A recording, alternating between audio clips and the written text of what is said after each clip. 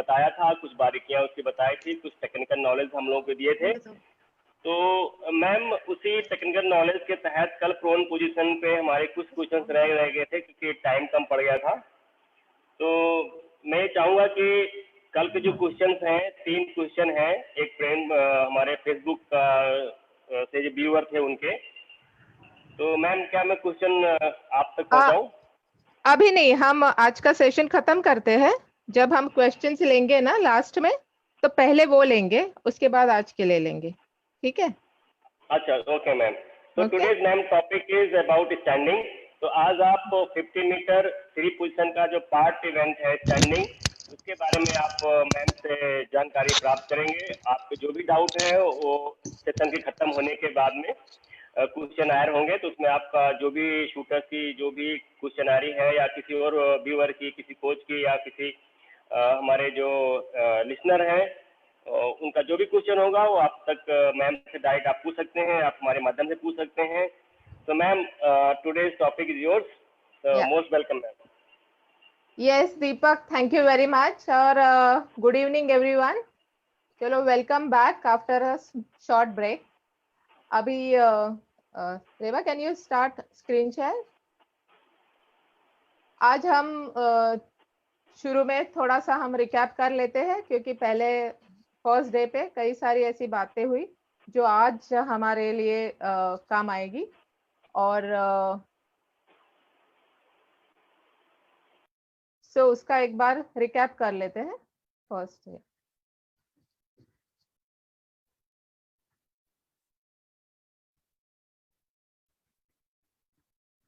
Okay, first day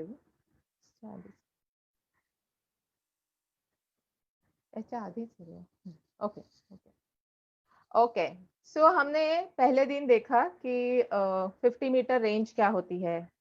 आप देख सकते हो स्क्रीन पे कैसी दिखती है, टारगेट कैसे होते हैं।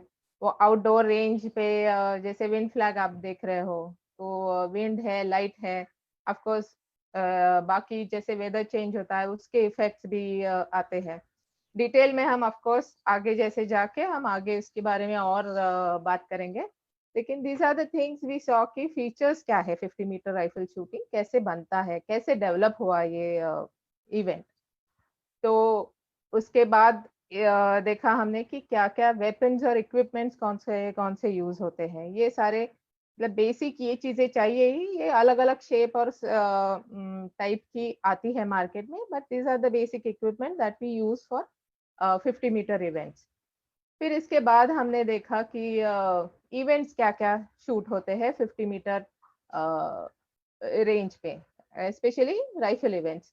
एक है 50 मीटर राइफल प्रोन इवेंट, जिसमें पूरा का पूरा मैच प्रोन पोजीशन में एक ही पोजीशन में शूट किया जाता है। सारे all 60 shots are fired in one position. वो है एक 50 मीटर राइफल प्रोन इवेंट। वो मेन वुमेन सारे ही, अभी तो जेंडर इक्वालिटी है और पहले से ही दोनों ही इवेंट दोनों के लिए थे, मेन वुमेन के लिए। सिर्फ men prone was for it was Olympic event till 2016, लेकिन उसके बाद से वो अभी अगले इस 2020 के ओलंपिक के लिए वो ओलंपिक में नहीं है वो इवेंट।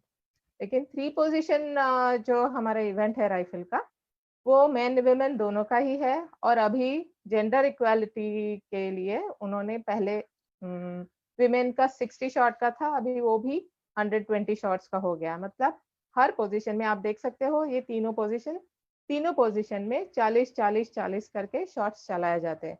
ये सारे टोटल हमारा जो सारे जो शूटिंग इवेंट्स है, आई थिंक उसमें ये सबसे लंबा चलने वाला इवेंट है, जो 2 घंटे 45 मिनट का पूरा मैच होता है। मतलब एक कंटिन्यूअस उस टाइम में आपको पूरे तीनों पोजीशन खत्म करने हैं। तो इस तरह से ये 50 मीटर राइफल के ये इवेंट्स हैं। फिर हमने सेकेंड डे पे देखा, फर्स्ट डे में हमने देखा था कि पैरामीटर्स क्या है शूटिंग पोजीशंस के, बेसिक पैरामीटर्स जिसके ऊपर हम हमारा पोजीशन तोलते हैं। और दूसरे दिन हमने देखा कि प्रोन पोजीशन जो एकदम बेसिक पोजीशन इसलिए है क्योंकि वो सबसे स्टेबिलिटी पाना आसान है, तो सीखना भी थोड़ा आसान हो जाता है। तो इसलिए जनरली जो 3 पोजीशन सीखना शुरू कर देते हैं या 50 मीटर इवेंट सीखना जो शुरू करते हैं, वो प्रोन इवेंट से शुरू करते हैं। तो इसके लिए हमने वो देखा प्रोन पोजीशन, पहले दिन हमने देखा कि वो उसके क्या-क्या, किस तरह से उसके चैलेंजेस क्या है, किस तरह वो डेवलप किया जा सकता है। और I won't say ideal position, ideal her shooter के लिए अलग-अलग है, बट क्लोज टू आइडियल, क्या करने से आपको अच्छा पोजीशन मिल सकता है, ये हमने उस दिन देख लिया। और उसके साथ-साथ हमने ये भी देखा कि थोड़ा-सा फाइन ट्यूनिंग के कुछ टिप्स आए उसमें। सो वैसे ही अभी आज हम जानेंगे स्टैंडिंग पोजीशन के बारे में। अभी पैरामीटर्स तो हमने उस दिन सेट कर लिए थे, बैलेंस, स्टेबिलिटी स्टेबिलिटी और सस्टेनेबिलिटी। और इन्हीं 3 पैरामीटर्स पे इवन स्टैंडिंग पोजीशन भी हम देखेंगे कि कैसे चलता है। तो before I go to the ये है बैलेंस स्टेबिलिटी, ये एक हम एक्चुअल पोजीशन में के तरफ जाने से पहले मैं थोड़ा इसके बारे में थोड़ा हमारा जो एक बेसिक साइंस के 2 सब्जेक्ट्स लिए थे पहले दिन, तो उसका थोड़ा-सा रिकैप और हम जानते हैं। अभी हम जानते हैं इसमें कि ये 2 स्टैंडिंग के लिए कैसे वर्क करते हैं, ठीक है? क्योंकि ये जो जैसे बैलेंस और स्टेबिलिटी, सेंटर ऑफ ग्रेविटी का जो कॉन्सेप्ट है, वो स्टैंडिंग पोजीशन में बैलेंस और स्टेबिलिटी ही सबसे ज़्यादा मायने रखती है और बहुत ज़्यादा डिफिकल्ट है वो, मतलब that is the challenge in this position. तो इसलिए हम एक बार ये और हमारा जो ह्यूमन फिजियोलॉजी कैसे हमारे लिए यहाँ हेल्प करता है या कैसे काम करता है, ये 2 एक शॉर्ट में फटाफट देख लेते हैं। फिर उसके बाद हम जाएँगे स्टैंडिंग पोजीशन की तरफ। पहले देखते हैं सेंटर ऑफ ग्रेविटी। अभी आप देख सकते हो उस दिन सिमिलर एक पिक्चर था आपके पास, जो पहले दिन मैंने दिखाया था। उसमें हमने स्क्वायर के साथ जाना था कि कैसे सेंटर ऑफ ग्रेविटी कैसे शिफ्ट होता है, फिर बेस ऑफ सपोर्ट क्या मायने रखता है, वो ग्रेविटेशनल लाइन क्या मायने रखती है। तो अभी हम इन डायग्राम्स के साथ उसको एक बार दोबारा देखते हैं और फिर उसको हमारे स्टैंडिंग पोजीशन के साथ रिलेट करते हैं। तो आप देख सकते हो कि इसमें पहला जो फिगर है, उसमें वो पूरा एक रेक्टेंगुलर जैसे डब्बा है, बॉक्स है, जो पूरा लिटा के रखा है, ग्राउंड पे, ठीक है? तो उसके वो क्योंकि वो लिटा के रखा है, उसका बेस ऑफ सपोर्ट अच्छा खासा, जितना मैक्सिमम उस ऑब्जेक्ट को मिल सकता है, उतना बेस ऑफ सपोर्ट है। उसका सेंटर ऑफ ग्रेविटी एकदम मार्क किया हुआ है, तो वहाँ से जो ग्रेविटेशनल लाइन है बहुत छोटी है। तो यहाँ ये बताने के लिए आप सभी समझ सकते हो कि अगर ये बॉक्स है, उसको उठा के उसको अगर राइट हैंड साइड पे उसको अगर हमें पलटना है, तो काफ़ी ज़ोर लगेगा, ठीक है? अभी आप देखिए दूसरा जो फिगर है, उसमें आप देखो कि उसमें वही डब्बा हमने खड़ा कर दिया, ठीक है? अभी वो जो ये पहला जो था वो हमारा काइंड ऑफ से अगर इसको हम ह्यूमन बॉडी कहते हैं, तो पहला फिगर हो गया हमारा प्रोन पोजीशन। अभी दूसरा फिगर है, उसी को हमने खड़ा किया, तो वो ये हो गया हमारे स्टैंडिंग पोजीशन के जैसे। तो हमारा सेंटर ऑफ ग्रेविटी, वो बॉडी में जहाँ बॉडी का centre of gravity remains the same, तो वो आ गया ऊपर। तो और बेस ऑफ सपोर्ट हो गया छोटा और सेंटर ऑफ ग्रेविटी ऊपर आ गया, ग्रेविटेशनल लाइन लंबी हो गई। अभी आप खुद समझ सकते हो कि इस डब्बे को गिराना, उस पे राइट हैंड साइड पे अगर उसको गिराना है, बहुत आसान है, एक थोड़ा धक्का दे दो वो अपने आप गिर जाएगा, ठीक? तो अभी let's go to third figure. अभी तीसरे फिगर में हमने क्या किया, ऊपर से थोड़ा सा वजन हटा दिया उसके ऊपर, ओके?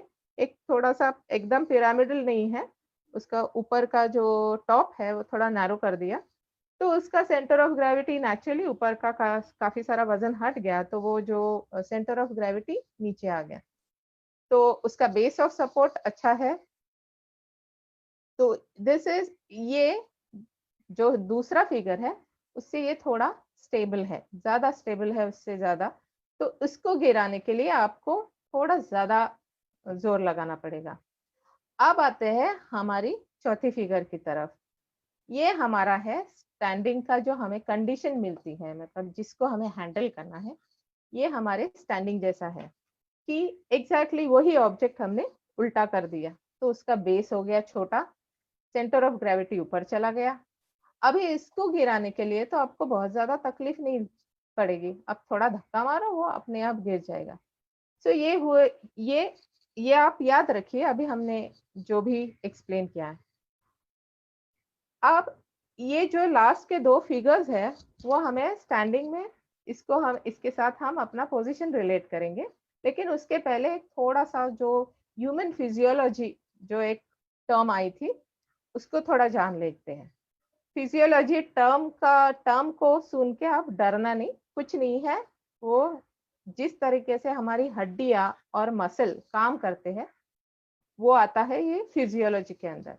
तो बेसिकली हमने उस दिन भी मैंने कहा था कि हमारा स्केलेटन, आप सभी ने स्कूल में हम देखते हैं लैब में एक स्केलेटन टंगा हुआ रहता है, तो अगर वो उसको सपोर्ट ना दो, मतलब उसको अगर कहीं टांगे नहीं हम, तो वो गिर जाएगा। हमारी हड्डियां अपने आप में खड़ी नहीं हो सकती, ठीक है। उनको उस पोस्चर में रखने, किसी भी पोस्चर में अगर हमें हमारी हड्डियों को रखना है अपने आप, तो उसमें मसल की जरूरत है। लेकिन वो जो हड्डियां है, वो हड्डियां हमारे पूरे बॉडी को एक फॉर्म देती है। वो हड्डियों की वजह से हम जो, जैसे अभी हम दिख रहे हैं, वो हड्डियों की वजह से वो दिखते हैं। नहीं तो मसल तो कैसा है, एक बस जैसे एक मसल सारे इकट्ठा होके एक हो गया, जैसे हम आटा गूंथते हैं, आटे जैसा हो जाएगा। लेकिन ऐसा है नहीं, हड्डियां है, इसलिए हमें हमें एक ये फॉर्म मिला है। तो ये हड्डियां बहुत इंपॉर्टेंट काम करती है। एक तो हमारा फॉर्म, हमें पूरे बॉडी को जो फॉर्म है, ये जो शेप है वो देना, वो उसका काम है, उनका काम है। और एट द सेम टाइम हमारे वो मसल्स को, हड्डियां वो मसल्स रहते हैं हड्डियों के सहारे, ठीक है। जैसे वो हड्डियां जो है वो, क्योंकि हड्डियां स्ट्रांग है, उनके ऊपर हम वजन पेलते हैं। जैसे अभी अगर मेरे पास कुछ बहुत भारी सा अगर सामान आए, तो अगर मुझे पकड़ना है तो मैं ऐसे पकड़ती हूँ, और सारा जो वजन है वो हड्डियों के थ्रू जमीन तक ट्रांसफर होता है। तो वैसे ये हड्डियां हमारे लिए काम करती हैं कि वो वजन सारा जो है वो हड्डियों पे, हम सारे मसल्स उसको सपोर्ट कर रहे हैं, बट वो ट्रांसफर होता है हड्डियों में, और वो फ्लोर पे ट्रांसफर होता है। तो जितना हम, और ऑफ कोर्स मसल्स तो है ही, क्योंकि वो मसल्स हमें बॉडी मूवमेंट के लिए हमें हेल्प करते हैं, और वो जो हमारी हड्डियां है उनको एक जगह पे होल्ड करने का काम भी मसल्स करते हैं। तो हमें ये दो हमारे मेन इनबिल्ट सपोर्ट्स है। okay? हड्डियां है, और मतलब हड्डियां मतलब अब हमारा बोन स्ट्रक्चर और हमारे मसल्स, ये दो जो है हमारा बेसिक सपोर्ट सिस्टम है। तो जब हम अभी, और हमें आप देखो कि हमें भगवान ने कैसे डिजाइन किया है, ताकि हम अच्छे से आराम से खड़े हो सके, हम चल सके, हम बैलेंस मेंटेन कर सके। अगर कोई भी एक ह्यूमन आप स्ट्रक्चर देखोगे, हमारा पूरा एकदम सिमेट्रिकल है। हमारे पास 2 हाथ है, 2 पैर है, सर भी पूरा सिमेट्रिकल है। तो उसके वजह से बैलेंस, ऐसे नॉर्मल पोस्चर में बैलेंस मेंटेन करना हमारे लिए आसान है, ठीक है। अभी ये हम देखते हैं कि ये सिमेट्री और हमारा बोन स्ट्रक्चर हमें स्टैंडिंग में कैसे काम आता है। तो ये रही हमारी स्टैंडिंग पोजीशन।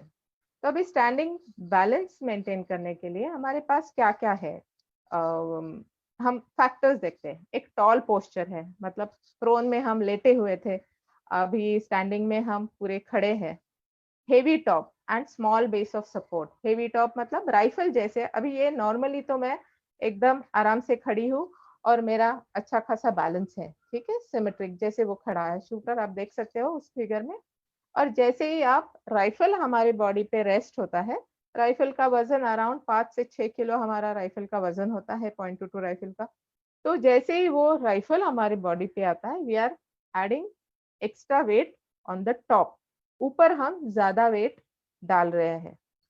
और उसके साथ साथ सिर्फ ऊपर ही नहीं है, वो राइफल बॉडी के बाहर भी जा रहा है, क्योंकि जैसे हमने पहले दिन देखा कि वो राइफल का जो बैरल होता है वो हेवी मेटल का बना हुआ है, तो इसलिए बैरल का वेट काफी होता है। तो राइफल का बैलेंस आगे की तरफ ज्यादा होता है। तो जब हम उसको हमारे बॉडी पे रेस्ट करते हैं तो हमारे राइट साइड में लेफ्ट साइड में ज्यादा वजन आ जाता है और हमारा जो सेंटर ऑफ ग्रेविटी है वो थोड़ा सा, जनरली नॉर्मल ह्यूमन का एक सेंटर ऑफ ग्रेविटी नेवल के तरफ होता है, नेवल के थोड़ा लेवल पे होता है और थोड़ा सा पीछे बैकबोन के पास होता है।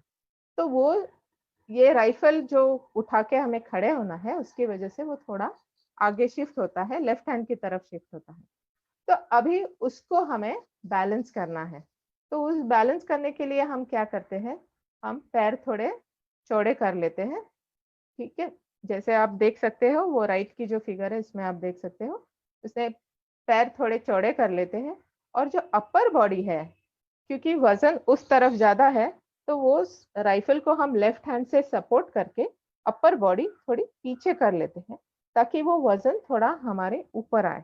जो लेफ्ट में गया हुआ जो सेंटर ऑफ ग्रेविटी है वो थोड़ा सेंटर की तरफ आए, इसलिए हम ऐसे बेंड करते हैं। अब ये जो हिप है हमारा, हिप हम आगे पुश करते हैं टारगेट की तरफ एंड देन, और हम वो जो राइफल का वेट है हम पीछे ले लेते हैं। ऐसे करके हम सेंटर ऑफ ग्रेविटी दोबारा बीच में लाते हैं। अब आप देखो इसकी स्टेबिलिटी कैसी है। स्टेबिलिटी ऑफ कोर्स आपने देखा कि इसमें जो बेस ऑफ सपोर्ट छोटा है, सेंटर ऑफ ग्रेविटी जमीन से काफी ऊपर है, ग्रेविटेशनल लाइन लंबी है और बेस ऑफ सपोर्ट की लाइन छोटी है, तो नेचुरली यहाँ पे स्टेबिलिटी पाना मुश्किल है। जो स्टेबिलिटी हमें प्रोन में मिलती है उस तरह की स्टेबिलिटी स्टैंडिंग में मिलना मुश्किल है। वहाँ उसके लिए हमें ज्यादा एफर्ट्स डालने पड़ेंगे, वो नेचुरली नहीं आएगी। तो फिर वो स्टेबल करने के लिए हम करते क्या है, आप इस फिगर में देख सकते हैं। वो स्टेबिलिटी के लिए यहाँ अब हम बोन, हमारा जो बोन स्ट्रक्चर है वो यूज कर रहे हैं कि वहां हमने बॉडी को बेंड कर दिया साइडवेज, दिस वे, इस तरह से बेंड कर दिया। फिर जैसे हम अदरवाइज भी अगर आपके हाथ में कोई बड़ा सा सामान अगर आपको दे और उसको लेके आपको काफी लंबे टाइम तक खड़ा होना है तो हम कैसे खड़े हो जाते हैं, ऐसे खड़े हो जाते हैं। उसमें क्या करते हैं हम कि ये पूरा जो ये बैकबोन या ये पेल्विस के नीचे का जो ये जगह है, यहाँ एक टेबल जैसा बना लेते हैं और उसके ऊपर उसको रेस्ट करते हैं ताकि दोनों पैरों से वो आपका वेट जो है जमीन में अच्छे से ट्रांसफर हो और आप आराम से खड़े हो पाओ। ठीक है, तो इसी तरीके से यही तरीका यूज करके हम स्टैंडिंग में भी ये जो बैक बेंड है, वो उस बैक बेंड को यूज करके, उससे क्या होता है आपकी हाइट भी थोड़ी नीचे आती है, उसके वजह से ग्रेविटेशन सेंटर ऑफ ग्रेविटी थोड़ा जमीन के पास आता है और ऊपर से ये जो अपने बेंड कर रखे हैं उससे जो हमारे बोन्स है वो अच्छे से लॉक हो जाते हैं और उसके साथ साथ जब उसको मसल का सपोर्ट मिल जाता है strongly, then it can hold you nicely, तो अब आपकी स्टेबिलिटी अच्छी आती है। आप ये देख सकते हो अभी नेक्स्ट स्लाइड में, आप देख सकते हो कि कैसे चेंज हुआ है और कहाँ कहाँ बेंड हुआ है। तो हमें यहाँ मल्टीपल बेंड्स हम करते हैं। एक तो ये लैटरल है, मतलब टारगेट से दूर थोड़ा सा हिप एकदम स्ट्रेट आगे ले जाके इस तरह से हम एक बेंड करते हैं और इसके साथ साथ बैकवर्ड बेंड भी है। तो ये मल्टीपल बेंड है और क्योंकि हम राइफल का सारा वजन पीछे ले रहे हैं, हमारे जो राइट साइड के जो मसल्स हैं, कई सारे मसल्स एक्टिवेट होते हैं, वो हम देखते हैं कैसे होते हैं। तो आप इस फिगर में देख सकते हो कि कौन कौन से मसल हमारे यहाँ अभी एक्टिव है, जो कि हमारी बॉडी को अच्छे से, मतलब स्टेबल रहने के लिए वो राइफल का वेट उठा के they are holding us in place. तो आप देख सकते हो कि कोर मसल्स है, ये सारे मसल्स, ये जो हमारे कमर, lower abdominal muscles, lower back muscles, और ये जो पूरा ये सर्कल है, this are called core muscles. ये सारे मसल्स स्टैंडिंग पोजीशन के लिए बहुत ही इंपॉर्टेंट है और इनको आपको अच्छे से डेवलप करना पड़ेगा if you want a stable standing position. और क्योंकि हम जैसे हिप सामने ले जाके ये बेंड कर दिया, फिर थोड़ा बैकवर्ड बेंड हो गया। तो ये मल्टीपल बेंड की वजह से ये जो आपके हमारे पीठ का एक जो ये पॉइंट है, वहां पे वहां पे बहुत ज्यादा प्रेशर आता है और उससे कई बार बच्चों को इंजरी हो सकती है। तो क्योंकि हम लगातार ये ट्रेनिंग डेली बेसिस पे करते हैं, तो इसीलिए ये कोर मसल्स आप स्टैंडिंग पोजीशन शुरू करो, उससे पहले थोड़ा सा फिटनेस हमारा अपना अच्छा बनाना बहुत जरूरी है।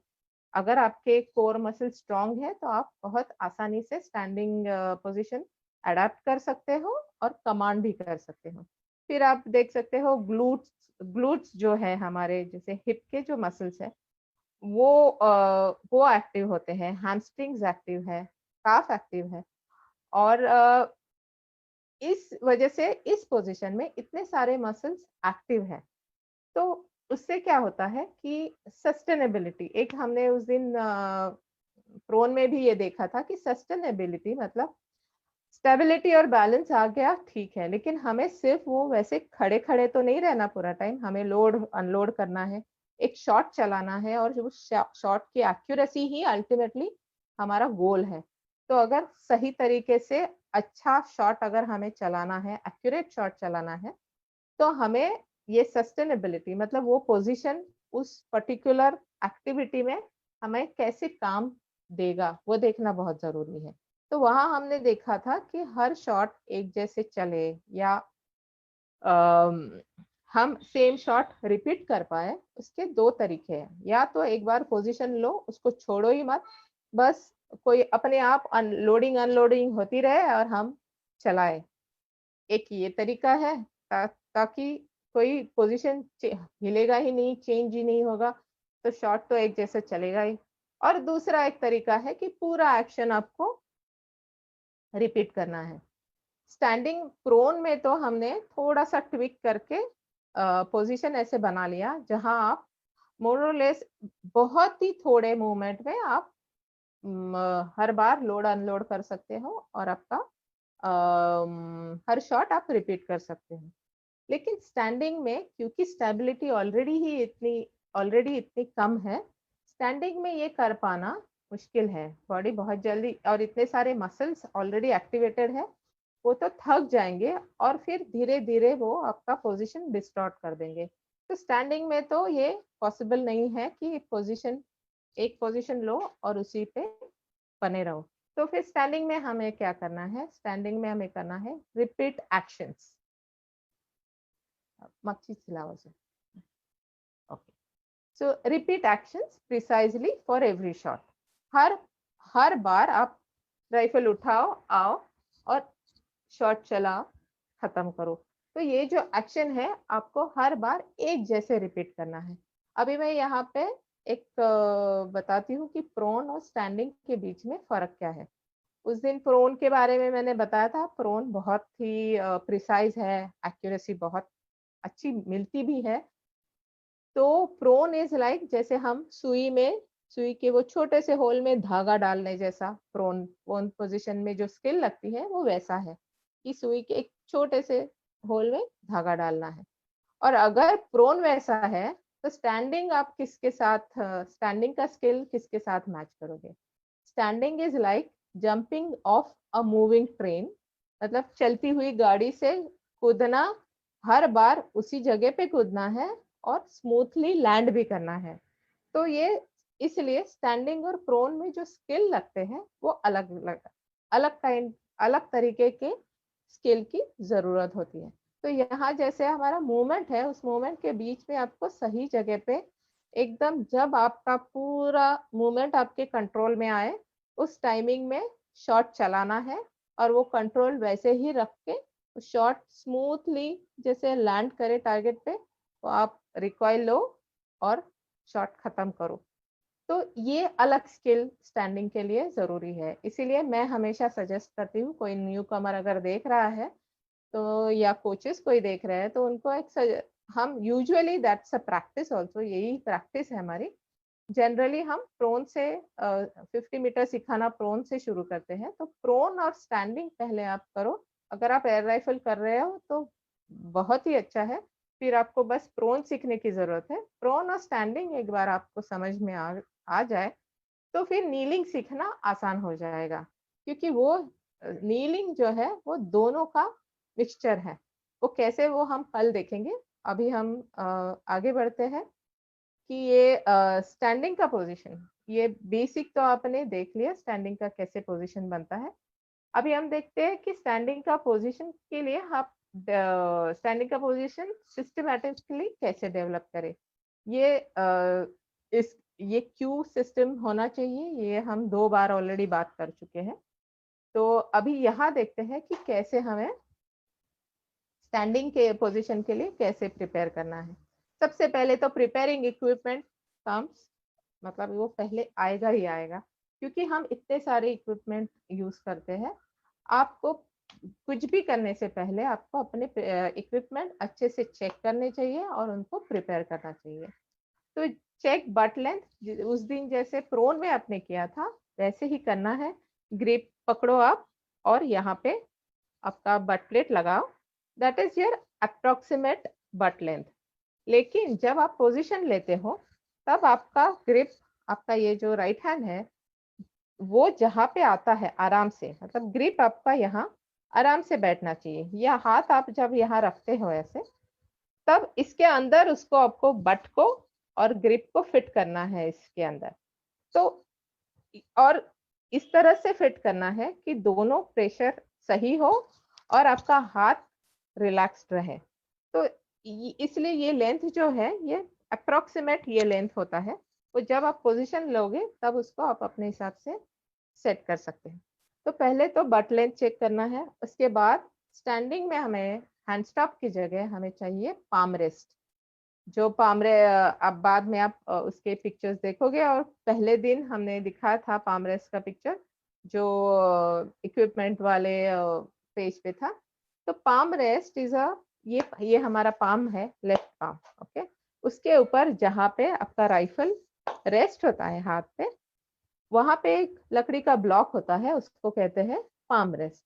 तो पहले तो जैसे मैंने जब शुरू की थी शूटिंग, तब वो लकड़े के पुराने हमारे स्टैंडर्ड राइफल आते थे। तो उसमें वो उसका जो स्टॉक होता था वो ही काफी डीप और चौड़ा होता था। तो हम उसी के ऊपर उसी को डायरेक्टली हाथ पे रेस्ट करते थे। लेकिन आप अभी देख सकते हो, इतनी बार हमने जो वेपन के सारे पिक्चर्स देखे हैं, तो अभी क्या हुआ है कि अभी वो फ्री राइफल या स्पोर्ट राइफल में स्टॉक एकदम पतले से आते हैं, स्लिक स्टॉक आते हैं। तो उसके नीचे फिर अगर आप उसको यहाँ पे रखोगे, ऐसे हाथ में लोगे, तो आपको हाइट इनफ नहीं आती, राइफल बहुत नीचे चला जाता है। तो अभी फ्री राइफल और स्पोर्ट्स पिस्टल में वो पाम रेस्ट आते हैं और उसकी हाइट एडजस्टेबल होती है। आप अपने हिसाब से कोई भी हाइट में उसको पाम रेस्ट को राइफल के साथ अटैच कर सकते हो। फिर ये 2 चीज है, ये एक चीज है, ये बहुत इंपॉर्टेंट है, फास्टन ट्राउजर। आपका ट्राउजर जो है स्टैंडिंग में यहाँ पे ट्राउजर और जैकेट दोनों ही बहुत मायने रखते हैं, क्योंकि वो दोनों हमें सपोर्ट देंगे। लेकिन ये याद रखना है कि ट्राउजर और जैकेट आपके पोजीशन को सपोर्ट देने के लिए है, ना ही आपका पोजीशन डिसाइड करने के लिए है। अगर आप नॉर्मली जैसे टेलर से स्टिच होके आया है उसी तरह से उसको चढ़ा के सारा टाइट करके अगर खड़े हो जाओगे, तो आप किसी भी तरह से हिल नहीं पाओगे, क्योंकि उसका स्टिफनेस ज्यादा होता है। तो जब आप ट्राउजर और जैकेट फिक्स करते हो स्टैंडिंग के लिए, तब आपको इस तरह से करना है कि आप आराम से अपना पोजीशन ले पाओ और जो भी पोजीशन है उसको वो सपोर्ट करे। अगर मुझे ऐसे खड़े होना है, अगर मुझे ऐसे खड़े रहना है, तो उसको ये जो बेंड है उसको ट्राउजर अगर सपोर्ट करता है तो मैं आराम से ये पोस्चर में खड़ी हो पाऊंगी। लेकिन अगर ये बहुत ज्यादा स्टिफ है तो वो मुझे बार बार सीधा करेगा। ट्राउजर का जो स्टिफनेस है वो मुझे ऐसे खड़े नहीं होने देगा, वो मुझे सीधा करेगा। It's not only trouser, even jacket, वो दोनों इकट्ठा जब आते हैं तो इट्स अ स्ट्रॉन्ग फोर्स। तो आप वो आपको फिर बेंड नहीं होने देगा। तो आपको इस तरह तरीके से आपकी ट्राउजर टाइट करनी है, ताकि आप अच्छे से पैर फैला के अच्छे से खड़े हो पाओ और आपका ये जो लैटरल बेंडिंग है, बैकवर्ड बेंडिंग है, उसको वो सपोर्ट करे, ना कि वो ट्राउजर के हिसाब से आप अपने बेंड्स मत डिसाइड करो। आप अपना पोजीशन डिसाइड करो और उसके ऊपर फिर ट्राउजर फिक्स करो। वैसे ही और ये ट्राउजर और एक काम करता है कि जैसे जब हम ऐसे खड़े होते हैं, इस हाथ का हम यहाँ पे सपोर्ट लेते हैं, यहाँ पे, तो यहाँ पे एक टेबल बनाने का काम भी ट्राउजर करता है। तो इस तरह से ट्राउजर आपको फिक्स करनी है कि आपको सपोर्ट भी दे आपके पोजीशन को और आपको अच्छा टेबल भी दे। इसके बाद आता है जैकेट। जैकेट के तो ऑफ कोर्स सारे के सारे बटन टाइट करने हैं, लेकिन वो टाइट करते वक्त भी आपको ये देखना है कि वो जो जैकेट के बटन्स हैं आपको पोजीशन के हिसाब से हो।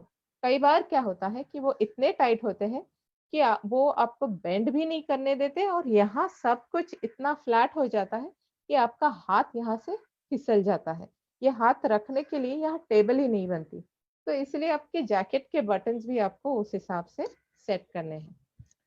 उसके बाद है but plate. But plate of course ये वर्टिकल इसकी बात कर रही हूँ मैं, पहले तो सेंटर में रखो, लेकिन स्टैंडिंग में बट प्लेट, क्योंकि हम खड़े हैं और गर्दन पूरा नेक का जो हाइट है वो पूरा हम यूज कर रहे हैं, तो इसकी वजह से आपका शोल्डर मतलब आर्म पिट और चीक के बीच का डिस्टेंस ज्यादा है, तो आपको बट प्लेट थोड़ी नीचे रखनी पड़ेगी, तभी राइफल आपके पास आएगी। तो इस तरह से आपको बट प्लेट थोड़ा सा नीचे रख के सेट करना है और फिर बाकी का तो फाइन ट्यूनिंग आपका पोजीशन जब लोगे तब होगा। अब ये हो गए आपके इक्विपमेंट का आपने रेडी कर दिया। इसके बाद finding balance without, how do you start, मतलब एक्चुअली रेंज पे आप कैसे स्टार्ट करते हो लेन पे। तो पहले आपको क्या करना है, विदाउट जैकेट, ट्राउजर और shoes, first you just stand with your hands tied ahead, अपने पेट पे उनको रेस्ट करो और गर्दन नीचे करके जस्ट स्टैंड, क्योंकि ये एक बैक बेंड है जिसको पहले तो नॉर्मल बॉडी का बैलेंस कैसे करते हैं, आपके पैरों के नीचे तलवों पे आपको कैसे फील होता है, कहाँ पे हील पे प्रेशर आता है, टो पे आता है, प्रेशर पूरे पैर में आना चाहिए। तो उसके लिए आपको कैसे खड़े होने से कैसे बैलेंस उसको फील करना बहुत जरूरी है, क्योंकि जैसे जैसे आप अपने इक्विपमेंट एक एक इक्विपमेंट डालने लगोगे, तब आपका वो जो फील है, क्योंकि वो स्टिफ है हमारा जैकेट ट्राउजर, वो फील कहीं बहुत ज्यादा इक्विपमेंट हो जाने से फिर वो फील कहीं मिस आउट हो जाता है। तो इसके लिए आपको पहले थोड़ा विदाउट एनी इक्विपमेंट आपको देखना है कि how do you feel when you stand like this. फिर एक बार वो बेसिक बैलेंस का आपको फील आ जाए, फिर आप जूते और ट्राउजर पहन के same try to repeat the same kind of feeling कि बैलेंस्ड पोजीशन का फीलिंग कैसा है। उसके बाद you can wear jacket, trousers और शूज एंड चेक इट। और जब ये करोगे ना, तब आपको ये समझना आसान होगा कि ट्राउजर पहनने से कहाँ क्या टाइटनेस आता है, यहाँ बेंड कर सकती हूँ नहीं कर सकती, वट। फिर उस हिसाब से आप अपना ट्राउजर सेट भी कर सकते हैं। तो उसके बाद फिर जैकेट के साथ सेम चीज करनी है। एक बार ये हो गया, then you have to take position, find balance with rifle. ठीक है, अभी यहाँ पे आप देख सकते हो ये तीनों जो शूटर खड़े हैं, उन्होंने, आप तीनों का देख सकते हो, ये जो हिप है वो तीनों का थोड़ा सा आगे पुश करके उन्होंने वो राइफल हमारे अपने बॉडी पे ले रखा है, और उससे क्या हुआ है, लेफ्ट एल्बो को अच्छा टेबल मिला है। ठीक है, और इसमें क्या है कि लेफ्ट जो आपका लेफ्ट लेग है, उसमें से ये जो राइफल का जो हाथ पे जो वजन आता है वो सीधा जमीन में ट्रांसफर होता है। तो उसकी वजह से फिर हमारे बॉडी का जो मसल्स का जो काम है थोड़ा कम हो जाता है, क्योंकि यहाँ पे मसल्स को सिर्फ राइफल का वजन नहीं उठाना है, एक तो पहले तो उसको अपना ही बॉडी वेट उसको बैलेंस करना है, स्टेबल करना है, और उसके साथ साथ राइफल का भी वेट उसको झेलना है।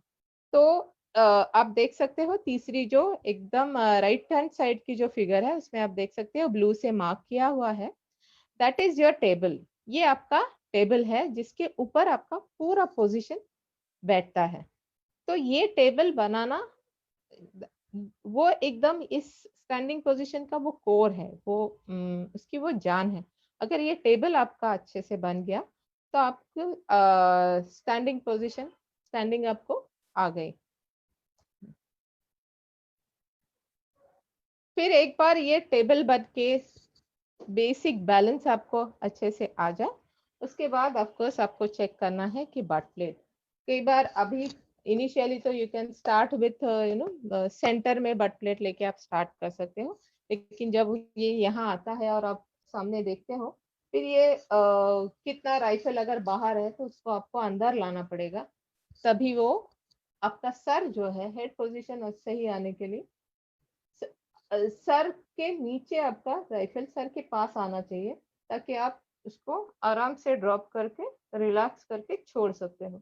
ये ऐसे नहीं होना चाहिए कि राइफल अगर आपसे बॉडी से दूर है तो आपको राइफल की तरफ जाना पड़ता है, तो वो गलत है, क्योंकि फिर अननेसेसरीली आप और ज्यादा और मसल्स एक्टिव कर रहे हो। तो इस उस हिसाब से आपकी हेड और आपका ये जो भी बोन स्ट्रक्चर है उसके हिसाब से आपको जितना पास चाहिए राइफल, वो लैटरल जो लेफ्ट राइट एडजस्टमेंट होता है बट में, उससे आप कर सकते हो। उसके बाद check butt plate for up and down, क्योंकि अगर ये पूरा डाउन नहीं है या अगर वो सही जगह पे बट प्लेट नहीं है तो राइफल आपका नीचे रहेगा। तो उसको आपको बेसिकली ये दोनों ही जो बट प्लेट का जो एडजस्टमेंट है वो राइफल को आपके सर के पास लाने के लिए है, पहले आपको उसको लाना है। उसके बाद आपको चीक प्लेट एक बार वो सर के पास आ गया, चीक पे आप रख सकते हो, वो अपना हेड रेस्ट कर पाते हो। उसके बाद आपको चीक प्लेट आपके हिसाब से सेट करना है, राइट लेफ्ट अप डाउन, क्योंकि तब आप साइड पिक्चर अच्छे से देख सकते हो। तो साइड पिक्चर मतलब front side and back side. और ये मैं दोबारा ये रिपीट कर रही हूँ, प्रोन के टाइम भी मैंने ये कहा था कि ये सब करते वक्त आप टारगेट को भूल जाओ। टारगेट अभी जरूरी नहीं है, अभी पहले यहाँ जब तक आप सब कुछ सेट नहीं करते, टारगेट के सामने भी आप हो तो भी कोई फर्क नहीं पड़ने वाला। तो टारगेट के साथ हम सेटिंग बाद में कर सकते हैं, पहले यहाँ पे सब कुछ ठीक होना चाहिए।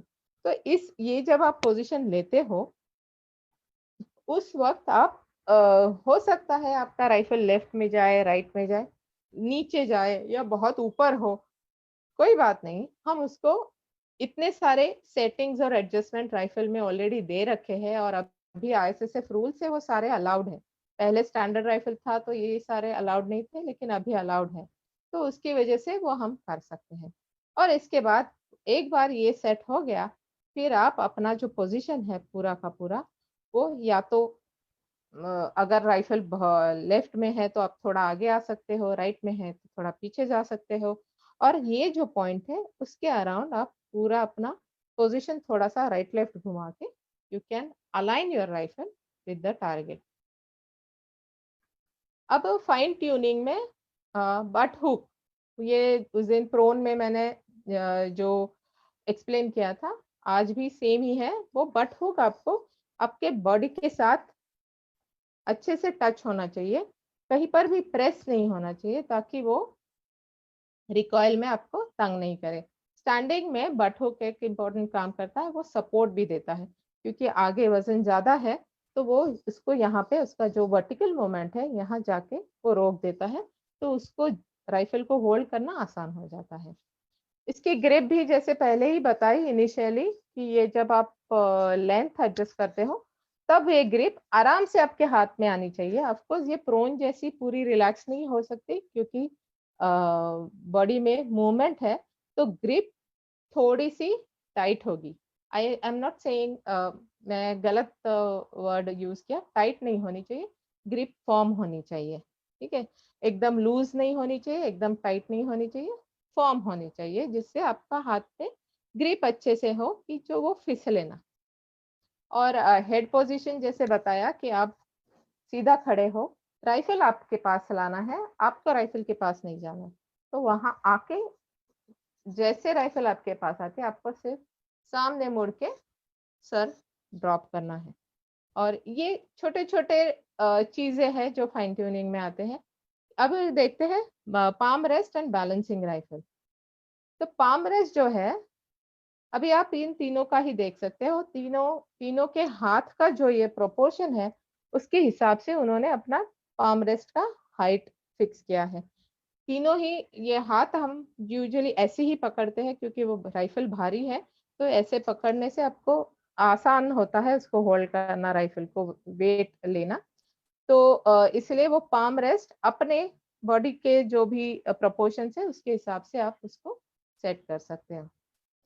और नेक्स्ट, हाँ, balancing rifle, last but not the least.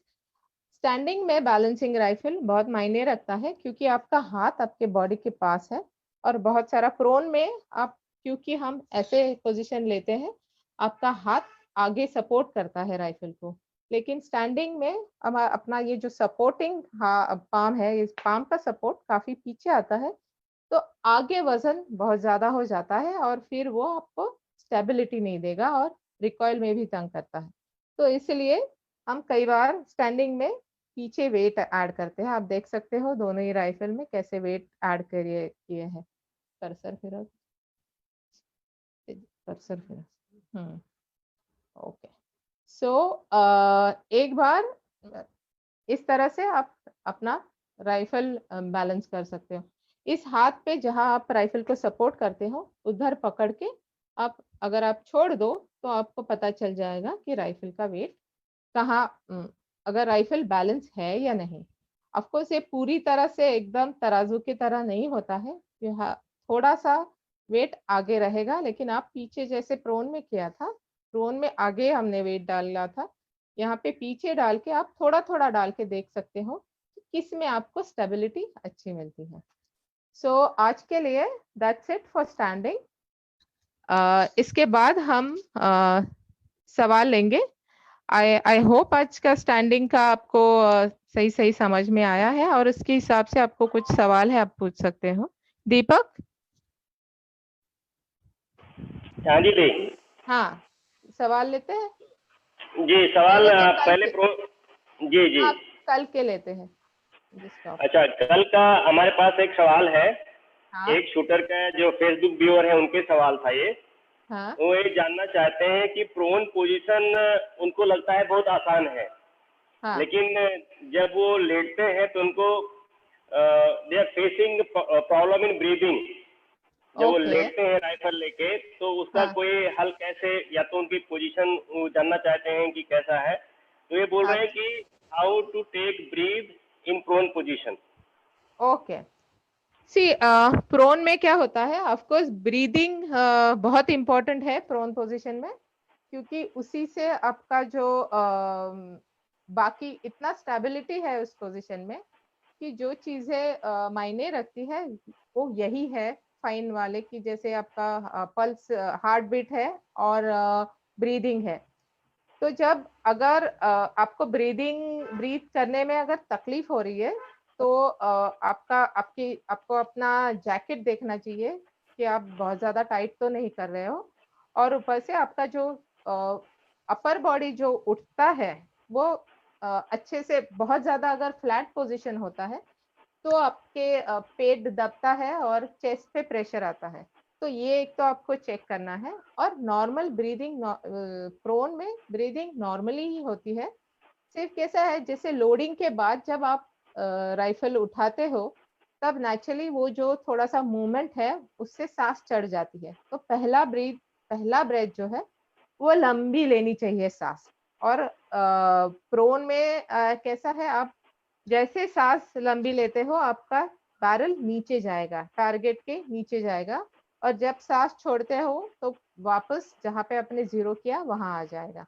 तो पहला ब्रेथ शुड बी लॉन्ग, फिर उसके बाद आप नॉर्मल 3-4 ब्रेथ लेके आपके बॉडी को सेटल करो, माइंड को सेटल करो, और फिर उसके बाद जो लास्ट 2 ब्रेथ्स होते हैं बिफोर शूटिंग, उसमें आपको चेक करना है कि एक एक पैटर्न होता है हर शूटर का, जिससे जैसे वो टारगेट पे, क्योंकि ये बहुत ज्यादा स्टेबल है, आप बहुत आसानी से वो पैटर्न देख सकते हो। तो वो जो पैटर्न है आपके फोरसाइट मूवमेंट का टारगेट के ऊपर, अगर वो उसमें कुछ अगर गलती है तो वो आपको उसके ये जो लास्ट 2 ब्रेथ्स है, उसके जो सेकंड लास्ट ब्रेथ में उसको आप देखना है, करेक्ट करना है, और फिर लास्ट ब्रेथ में एक बार कंफर्म हो गया कि आपने वो करेक्शन कर लिया, वो माइनर करेक्शन होती है, उसके बाद आप आधा ही सांस रख के यू कैन शूट।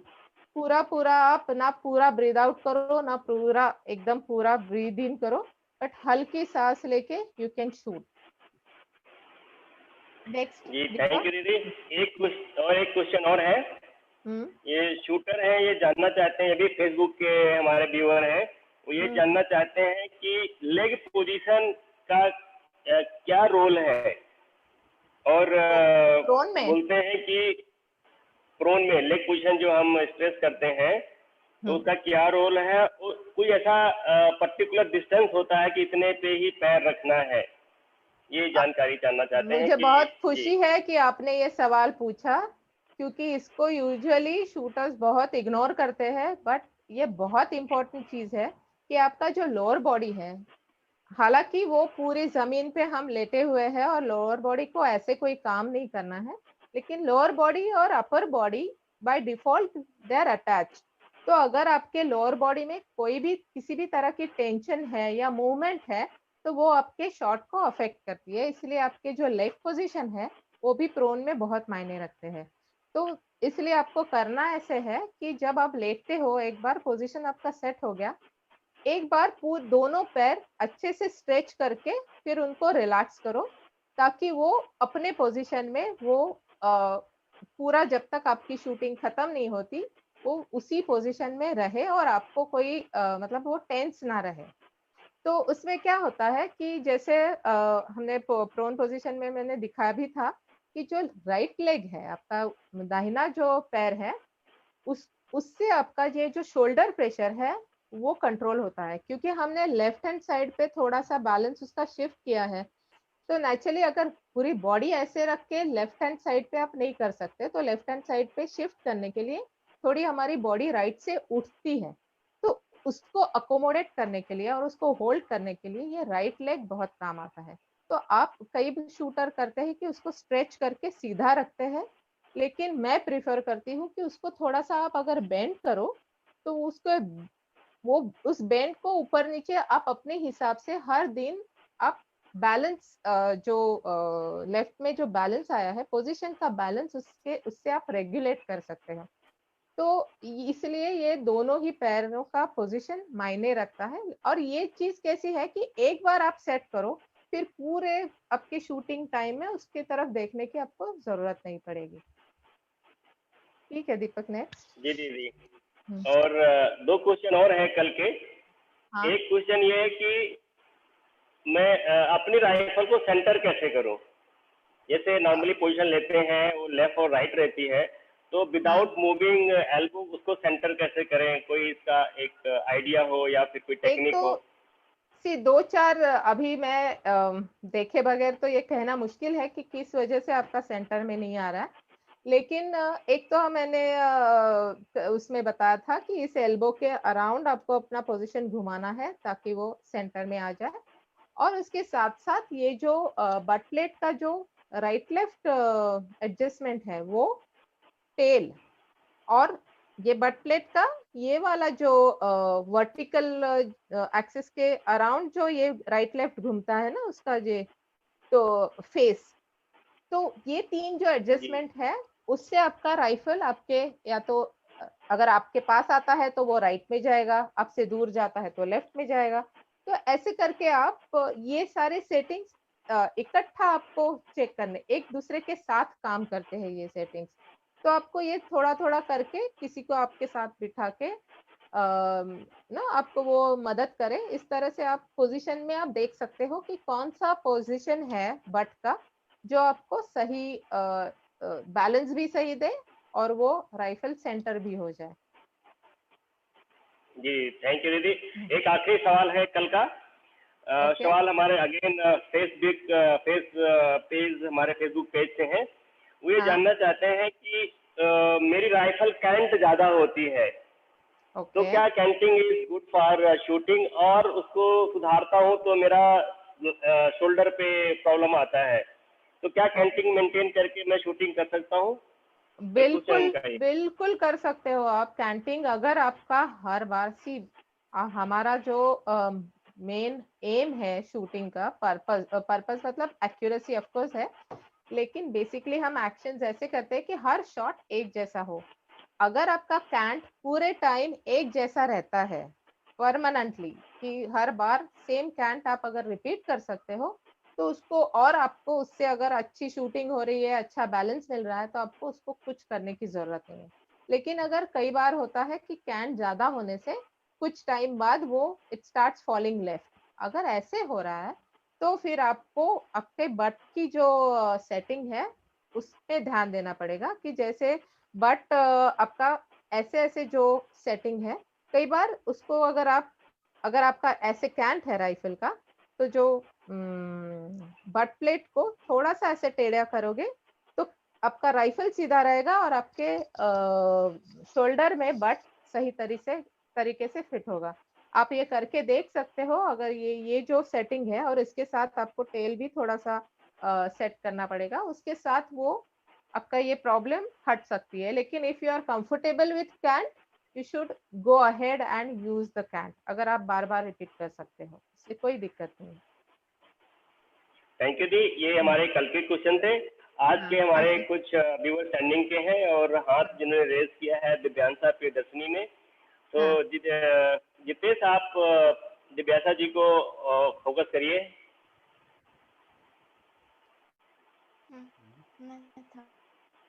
हाँ,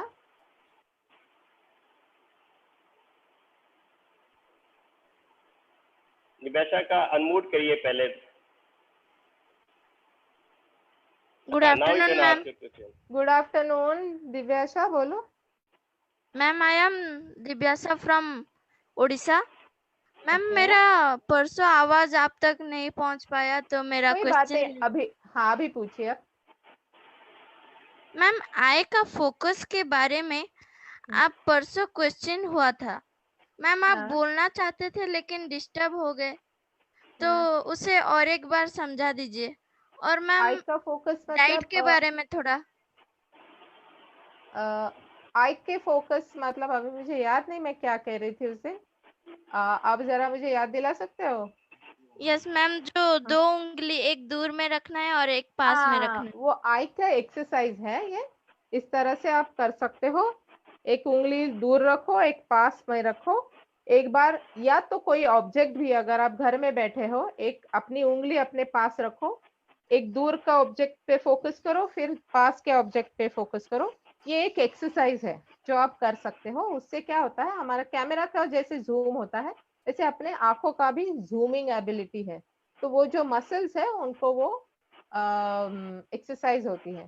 तो ये एक आई एक्सरसाइज है, ये आप कर सकते हो। अगर आपको अब जैसे भी जब भी आप एक्सरसाइज करते हैं उसमें इसको आप इंक्लूड कर सकते हो। मैम डाइट के बारे में। डाइट तो आपको हेल्दी खाना चाहिए, जंक फूड नहीं खाना चाहिए। और जो हमारे घर में अच्छा बनता है, आपका जो स्टेपल फूड है, आप जिस जगह पे रहते हो उस हिसाब से खाना चाहिए। और सब कुछ खाना चाहिए, और पानी बहुत ज्यादा पीना चाहिए। मैम हाँ बोलो। मैम आई साइट के लिए क्या वेजिटेबल खाना चाहिए?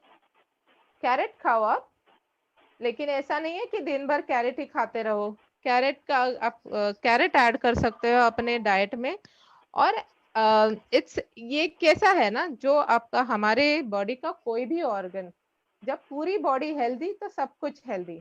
तो आप अच्छा बैलेंस डाइट खाओ। और आप तो अभी छोटे हो, सब कुछ जो घर में बनता है, पालक खाओ, गाजर खाओ, मूली खाओ, ग्रीन वेजिटेबल्स खाओ, फ्रूट्स खाओ, बहुत सारा सारा एक स्क्वायर डाइट अगर हो तो आपका सब कुछ, आंख कान नाक सर दिमाग सब तेज चलेगा। Thank you ma'am. Okay. Deepak. Thank you Divyasa. और हमारे अगले जो क्वेश्चन जो जानना चाहते हैं रंजन कुमार है, तो I request Jitesh ji please Ranjan Kumar ji की आप अनम्यूट करिए सो दैट वो अपना क्वेश्चन मैम से पूछ सकें। Good afternoon ma'am. Good afternoon. Bihar से हूँ और यहाँ पे मैम जिस तरह से 50 मीटर लाइव प्रैक्टिस के लिए हमारे पास स्पेस नहीं है और अवेलेबल भी नहीं है, तो हम ड्राइव प्रैक्टिस ही करके मैच करते हैं। तो ड्राइव प्रैक्टिस मैम स्टेबिलिटी बहुत अच्छा मिलता है, लेकिन जैसे ही लाइव मैचेज करते हैं तो वहाँ स्टेबिलिटी हम लोग को उतना क्लियर नहीं आ पाता है जिस तरह से हम लोग ड्राइव में करते हैं। तो उसके लिए मैम क्या करना होगा? एक तो कैसा है कि जब हम एक्चुअली ड्राई में आप एक काम कर सकते हो, आप कैसे किस तरीके से ड्राई करते हो वो भी देखना पड़ेगा। और दूसरी बात, इनफैक्ट अगर आप बॉल होल्डिंग करते हो ड्राई प्रैक्टिस में, तो हम जो वॉल के ऊपर जो डॉट बनाते हैं तो उससे वो एक्चुअली उससे आपको मूवमेंट ज्यादा क्लियरली दिखता है। तो अगर आप उसमें अगर रोक पाते हो तो डेफिनेटली 50 मीटर पे आपको आसान हो जाना चाहिए। लेकिन वहां दिक्कत क्या है 50 मीटर पे, बिकॉज डिस्टेंस ज्यादा है और टारगेट मतलब छोटा तो दिखता ही है और छोटे से भी ज्यादा वो हमें हेजी क्लियर नहीं दिखता टारगेट। तो फिर क्या, और आपको ड्राई करने की मतलब रोज वो टारगेट देखने की आदत नहीं है, उस वजह से आपका आई फोकस जो है वो बार बार टारगेट की तरफ जाता है, इसलिए आपका मूवमेंट बढ़ता है। अब अगर ऑफकोर्स आपको अगर 50 मीटर पे कभी कहीं पे ड्राई भी करने का मौका मिले तो आपको कर लेना चाहिए, ताकि ये आदत आपकी मतलब उस तरह का साइड पिक्चर देखने की आदत पड़ जाए। लेकिन एक चीज आप कर सकते हो, यू हैव टू, आप अपनी ऐसी एबिलिटी डेवलप करो ताकि देखिए हम साइड पिक्चर है इम्पोर्टेंट, लेकिन उससे ज्यादा इम्पोर्टेंट है आपका अपना बॉडी पे कंट्रोल। तो अगर आपका पूरा अटेंशन फोकस अगर बॉडी पे हो तो अगर टारगेट हेजी भी दिखे तो भी आप सही शॉट चला सकते हो, क्योंकि 50 मीटर पे वैसे भी हमें टारगेट का सेंटर या टारगेट की सेंटर की रिंग तो दिखती नहीं है, तो वो तो हम अंदाजे से ही शूट करते हैं, है ना। तो वो अगर अंदाजा आपका सही है तो वो सही आने के लिए you need to focus more on your body. Actually क्या होता है, आप जब ड्राई करते हो तब आपका पूरा फोकस बॉडी पे रहता है, पर जैसे ही आप आउटडोर में जाते हो, रेंज पे जाते हो, आपका फोकस हटके टारगेट पे जाता है, इसलिए आपको स्टेबिलिटी नहीं मिलती, क्योंकि आपका बॉडी मूवमेंट पे कंट्रोल ही नहीं है। तो ये आप जब जाओगे नेक्स्ट टाइम तो ये एकदम दिमाग को बता के, you have to train your mind कि वहां जाके भी मेरा फोकस यहीं पे रहना चाहिए बॉडी पे। तो कई बार इसके लिए हम जैसे शूटर से 50 मीटर पे भी आग बंद करवा के बहुत ज्यादा होल्डिंग कराते हैं, ताकि उनका जो माइंड फोकस है, अटेंशन फोकस बॉडी पे रहे, और जो आई फोकस है वो तो सिर्फ to track the centre of the target. और मैम साइड पिक्चर के लिए तो 10 मीटर रेंज पे भी प्रैक्टिस कर सकते हैं, कोई दिक्कत नहीं है आराम से। लेकिन वही 10 मीटर का भी वही प्रॉब्लम वो है कि 10 मीटर का जो टारगेट है थोड़ा पास है, तो वो ब्राइट दिखता है, मतलब वो जो उसका जो ब्लैक पोर्शन है वो बहुत आराम से दिख जाता है ब्लैक। 50 मीटर दूर है तो वो थोड़ा सा हेजी हो जाता है, ग्रेइश दिखता है। इतना कॉन्ट्रास्ट जो है वो इतना स्ट्रांग नहीं होता 50 मीटर में, और इसीलिए फिर हमारी बॉडी एकदम से टाइट होके वो हम we try to catch four side पकड़ने की कोशिश करते हैं, उसमें मूवमेंट आता है। तो इवन आप 10 मीटर पे भी करोगे तो अच्छी बात है, आप थोड़ा सा छोटा टारगेट की साइज थोड़ी छोटी कर देना आप, और थोड़ा सा जो ब्लैक है उसका, उसको थोड़ा सा पाउडर डाल के या कुछ डाल के उसको थोड़ा हेजी कर दो, फिर और प्रैक्टिस करो, आपको फायदा हो जाएगा। Hello hello hello hello hello Deepak, hello hello. Deepak sir has accidentally disconnected. तो ठीक है, तो ये कोई और कोई पूछ रहा है, हाँ। रंजना गुप्ता पूछ रही है, अब हाँ देखिए। एक हाँ second.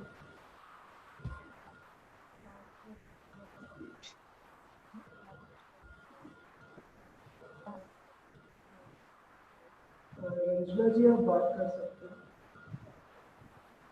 मैम नमस्ते। हाँ नमस्ते। मैम जो जैकेट में जो पीछे बेल्ट होती है उसका हाँ तीनों पोजीशन में क्या क्या रोल होता है और उसको हम कैसे एडजस्ट कर सकते हैं? ओके, जैकेट में मतलब राइट हैंड पे जो वो स्ट्रैप लगे रहते हैं वो ना। या हाँ, तो वो इसलिए है कि ताकि आप यहाँ पे हम जब आपको तो पता होगा प्रोन में हम जब लेटते हैं तो सारा जैकेट ऊपर चढ़ आता है ऐसे इस तरीके से। तो उसको ये यहाँ पे जो बट प्लेट रखने के लिए यहाँ पे पूरा प्लेन आपको अच्छे से जगह मिल जाए, इसलिए इस स्ट्रैप को हम टाइट कर सकते हैं। तो प्रोन में तो वो यूजुअली 100% शूटर्स का टाइट होता है। आप पोजीशन लेके किसी को बोल सकते हो कि पोजीशन में आने के बाद उसको वो टाइट कर सकते हैं ताकि आपको अच्छे से यहाँ पे जगह मिले आपका बट प्लेट रखने के लिए। स्टैंडिंग में वो अलाउड नहीं है वो लगाना, और वो उसका इनफैक्ट उससे शोल्डर टाइट हो जाएगा क्योंकि ये पोर्शन वो पकड़ लेगा। तो इसलिए स्टैंडिंग में उसको खुला छोड़ो तो ही बेहतर है। और नीलिंग में अगेन जैसे प्रोन का था, आप पोजीशन में आप देख सकते हो टाइट करके या लूज करके, जिसमें अभी आपको कंफर्टेबल लगता है। ये हाथ शोल्डर फ्री रहता है, हाथ अगर फ्री है और बट प्लेट अच्छे से अगर कांटेक्ट मिलता है तो आपको जितना जरूरी है उतना आप टाइट कर सकते हो उसको। Thank you so much, ma'am.